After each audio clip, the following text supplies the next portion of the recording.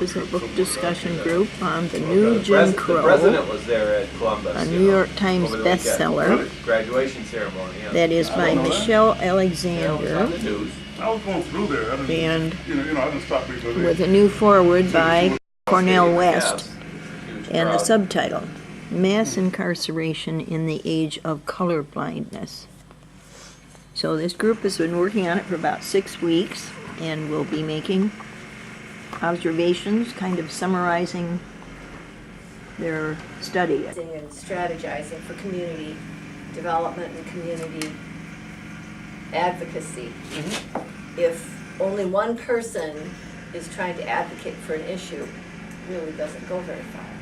But by having one-on-ones and small groups and getting everybody on board with a message, especially if it's a specific issue that you're cutting through to, collectively you can make a big difference. Old reasons of racism, trying to stop the old Jim Crow of treating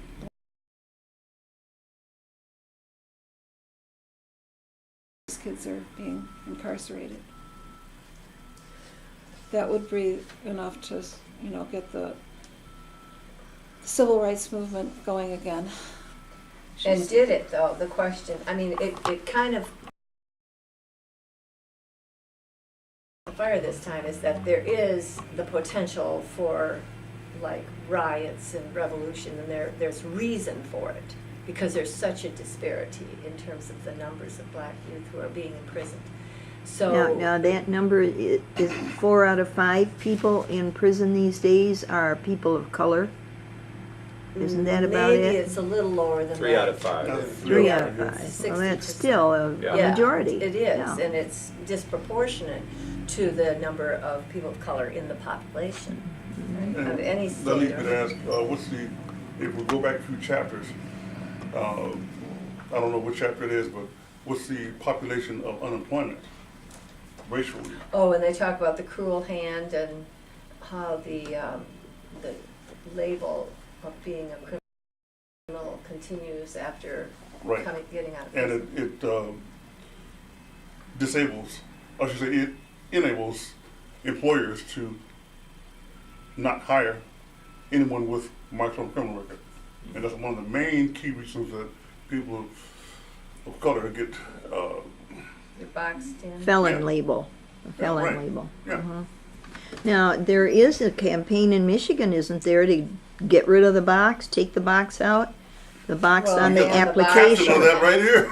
Well, Oh, yeah, there's a movement in the state, a campaign called Fair Chance Coalition, based in Lansing, and Micah Center has joined with that and said, yes, we should remove that box from at least from the front page or the first page of a job application, because Out it of the doesn't, Hope Church it over doesn't, what? Is it out of the Hope Presbyterian? Just to a group of prisoners, like you get them together for a program in the auditorium and you'd say, and now we're gonna say the Pledge of Allegiance, so you'd have a riot. oh With my. reason. For what reason? No, with reason. Yeah. I know. And so, the idea that when I get out of prison I wanna vote, for many people it isn't inside it's not part of their agenda at all. That They I don't can make a difference by becoming. They don't care to. Right. After they get burnt like that, no, they don't want to go and vote. They feel that government is bad, period. Yeah. They've Very been much so. de-socialized, if I can put it that way, Yeah. And Even there's last not- night, the function that we had at What? church was that Oh. there weren't any men there that are returning citizens. I mean, you're taken out of the ebb and flow of life for 10 years. I mean, you don't enter back into that in terms of socialization very well.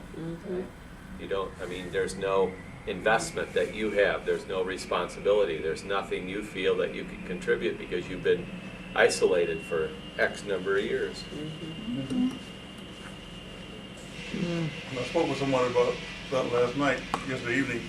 Matter of fact, one of my mentees about his own health. He felt like he couldn't get any kind of medical insurance and he's not only with the flu, but with probably with pneumonia. And he's afraid to go to any healthcare place because he doesn't know how he's going to pay the bill. Therefore, he's leaving himself in bed to possibly get well. And I'm telling him there are various programs he can use for that. And he wasn't aware of that. People don't get alerted or educated about those kind of programs when they leave prison. And he was floored. He was surprised that there are some places or programs that are available for him. So, Well, is there a operating organization, agency, or something in Grand Rapids that? no, the only one that would be operating that is above board would be the 211 number call. That's called the helpline. It's a telephone number. Telephone number, right. Instead of 911, it's 211. Oh. And that goes directly to the United Way. Oh. And they sort out according to, or screen according to the situation of the person's background as for who or where they can refer them.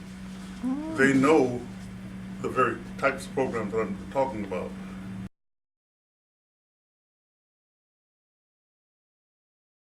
Feel, well, there's a reason. There's a reason. I've run into that when I try and talk to people. And they'll There's say, a well, reason there's they're a reason. incarcerated. People Yeah. won't be incarcerated, or they get a fair chance. Yeah, people think that it's still fair. I think. They want it to be fair.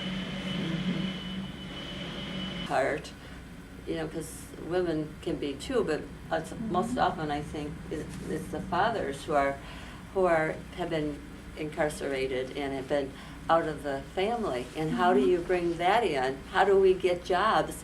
And so I challenged. I said, in your church, because Trinity's a pretty good church, how many jobs could you help these fathers get from out of this? And they said, yeah, lots. Oh. Yes, we have different people who have industries or have companies or some businesses or something. And so it's like, what if we all as churches would make jobs available? And then how would that impact the children in the family to have That's that? a good approach Yeah. because sometimes it seems like churches can deal with children, but they don't want to look at the systems. They could put the blame on a family and say, oh, there's no father in the family and that's why this child's dysfunctional or whatever. But as far as doing something creative and bringing about systemic or holistic change, development versus charity, Yeah. it would be a different way to do that. Did they come with a solution? Well, they were positive. I mean, it was a sharing. It wasn't like a board meeting or something where you make decisions. It was more of people in the community. This play that we saw, Grains of, what is it? Grains of Hope. Grains of Hope. It's about the Was the, refugee uh, experience. Refugees, that came out very clearly several times that a job is really critical to their, getting their feet dug into the community, and contributing to society. Willie Lynch? Willie Lynch? I don't know, never heard of it. What is that? That's it's supposed to be a true story, but I think it's what we call a, Urban myth. urban myth, pretty much. From history, back in the days of slavery, before slavery actually was, is when blacks were brought over from various African nations to work. They weren't considered slaves at the time, but the idea of Willie Lynch was to have the woman as the domineering person in the family, and the man be one who goes out in the field and works to bring back some kind, not only earnings, but some kind of Money. no, not money, Goods. product, Prestige. goods of some type. Yeah. And if that person did not work good enough, then the wife or the mother would have to really find some way of crowning that person, that man, being domineering one, And if she didn't do it well enough, then the man would be taken from that family, no matter what the children or the wife was thinking, and castrated and put into the field. Literally castrated. And that actually happened to, what's his name, Carver? George Washington George Carver? Washington Carver, yeah, that happened. Wow. Now, the reason I'm bringing this up is because it's, when we're talking about, having jobs and who's responsible and how much we should be making according to the family and all that, if we looked at this from history, if that did happen, first one that's taken from the home by law would be the father. And that was the method of operation in order to have control on the families, particularly the black families. It happened not only with the black families, but with the Native American Indian families as well. It's a situation that it seems to be, what do you call it, the ongoing cycle, perpetuating, continuing. Now, whether or not that's noticed or recognized, is another question. But it relates to a lot of things that's in that book there. No. But you didn't know George Washington Carver was castrated? No? You know? Okay, yeah, let's see if we... Going back to, Yeah, just the no. idea of what is the conclusion of this book and where should we keep our sights focused for the future. That's good. There's this idea of a crusade, unfinished business, Martin Luther King's right, the human rights movement. He was moving from the civil rights of just people of color to the poor people's march and the human rights movement. But the interesting comparison that she makes here to what it's become, what the civil rights movement became, and how it moved to more purely a legal crusade versus a moral crusade. And in order for it to really take root and cut across party lines, like right now, when we went to Eastern Michigan University a couple weeks ago, it was like the Democrats, this was their issue. And it's such a divided thing, and there's not this common ground of this is a moral issue that Republicans, Democrats, everybody rallies around. But that's how we can sort of distance ourselves from this thing too, is if it becomes politicized to be a party issue, and if we're not of that party issue, or that's a issue for the Democrat Party versus the Republicans, and we have our own explanation for why there are so many black people in prison, for example. But once it becomes a moral issue, and that was where Alexia Salvatierra at the Justice Conference spoke to the unique contribution that people of faith bring to these conversations. From Detroit. No, she's not from, California. I thought you, she's from California. where'd you from? California. California? I thought you Weren't you at Detroit. that conference? Yes. I thought she was from Detroit. Well, anyway. Not Detroit, I know that. Okay. But her point was that when you bring the moral perspective in and what the Word of God says, what the scriptures, whether it's the Bible or even other holy books say about the way that we treat people, and that is your guiding principle, not just what's expedient from a political perspective or even economic perspective, then that brings another level of conversation to both politicians and the public. And I think that's the kind of direction. Her call to action is, I think, partly, becoming aware of the circumstances. You can't call people to action if they're not aware of what the problem Right. is. Well, that's the first step. Yeah. But the point that is also made in this book is, why can people become aware but still not care? Become aware and then just totally, read the book and know the facts, but then can turn away from it and say, it doesn't have to do with me. Well, Why did they do don't that? mobilize with a coalition of like-minded minds, is Why did what they the do deal that? is, I think. Why did they What do do you that? think? Huh? What's the reason? I mean, I would go back to the idea that it doesn't touch your heart. You don't really feel it because you don't know the people who are impacted by it. Same thing with racism. If you don't affiliate or get to know and love people of color or people from a different economic strata than you come from, you can know all about it and you can read the book and have the facts and be with like-minded people. But if you don't care about the people, you're not going to Have been Well, solved I somehow. think getting back to the children, about, oh my gosh, maybe 25 years ago, I made a commitment to work at my neighborhood school. At the same time that my friend was part of First Methodist Church, and they wanted to, in the same school, was Henry, and which is now, changed.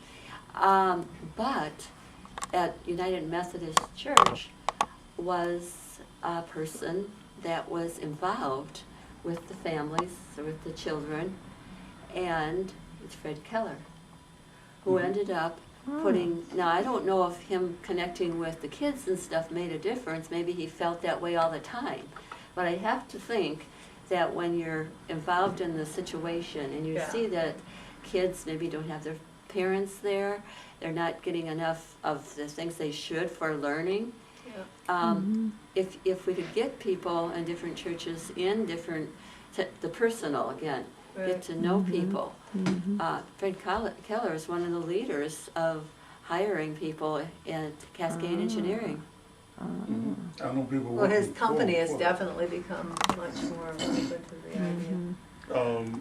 Mercedes, who's come to our talk show, Uh-huh, she's one who's been hired by him also. yeah. It wasn't just Fred Keller. It was Fred Keller, Dr. Lloyd Mosley, or Skip Mosley, Dr. What's his name? Anything, the psychiatrist at Pine Rest. They all, got together, along with. But you know what St. else is Luke's happening A&E out of church Cascade Engineering is, he was released to do racism. He's an African American Yeah. himself, and I'm blanking on his name, but Yeah, I know he you're took talking about. I can't think of 25 his name either. kids out of Central Mhm. who were gonna fail out. Ah. And he taught them, and he was released from his job and get paid to do that. Every one of them passed, and everybody except one or two went on to community college. Wow. I heard. And he talks about the history, and he Yeah. gets them with their pants pulled up. Yep. But he starts from the tradition, where they came from as African American He people. worked down there with, what's his name, Richard, Bach, was it? Reverend Bach. He worked down Oh, there. with- David? Oh, David? With David Uh-huh. Bach, yeah. He I worked can't alongside him. I can't think of his name, I can picture his picture. Oh, I can too. Yeah. Well, anyway, they, at first, United Methodist Church worked along with St. Luke's A&E Church. David May. David May, right, David May. Yeah, David They- Mason. Right, they worked together. Eli Lumpkins was one. The young lady who was at our Micah Center, she was also with that group. And Reverend, starts with the E, not E, Ebenezer, but something like that, Meriwether. I forgot the first name. Eliezer. Who? Eleazar, Eliezer, yeah, Meriwether, yeah, they he's were all gone working. now, he's in Indiana or Oh, something. yeah. Yep. Well, they were all instrumental in getting that group together that you're describing, that Keller was head of. It was Fred Keller Sr., and when he passed, Junior came and took over. As So far as- it's still operating? Yeah. Oh. I don't know how strongly it's operating, but I know it was back then when I first moved back over here in 04, 05. I was part of that group, and they also worked with Habitat for Humanity, because they get the kids involved with that too. If you look on page 232, there's a lengthy to-do list for reformers. It's sort of like, if we're gonna do something, it's not mechanics, it's not tinkering with the system. There's some serious stuff that has to be done if we're gonna deal with the prison industrial complex. And even though the drug war is responsible for the prison boom and the creation of this new undercast, what do we do? Ending the drug war is not a simple task. That's in the middle of 232. So if we hope to end this system of control, we cannot be satisfied with a handful of reforms. All of the financial incentives granted to law enforcement to arrest poor black and brown people for drug offenses must be revoked. Federal grant money for drug enforcement must end. Drug forfeiture laws must be stripped from the books. Racial profiling must be eradicated. The concentration of drug busts in poor communities must cease, and the transfer of military equipment to local law enforcement agencies come to a screeching halt. And that's just for starters. Yes, because I went to this drones talk on Saturday. Yeah. And they said that, yes, the drones have been used overseas as weapons of war, but they're more and more being applied here, right in this country, to intimidate people that are rallying, for instance, and used actually as spy material, equipment. 10,000 are in operation at this point in time in this country, and it's supposed to go to 30,000 within 10 years. They're used in police work. They're used in intimidating rallies and so on, just being there, etc. And there's a third. Sorry, What I forget about, the third one. monitoring the borders? Yes, that is the third one. Yeah, You know, the whole idea that prisons is the new industrial complex and provides jobs. I find it interesting that she says prison workers could be retrained for jobs that do not involve caging human beings. yeah. For example, drug treatment programs and ways of just showing concern for people instead of locking them up and exercising control over people. So, are we serious about ending this system of control or not? We can't just approach it as a piecemeal thing.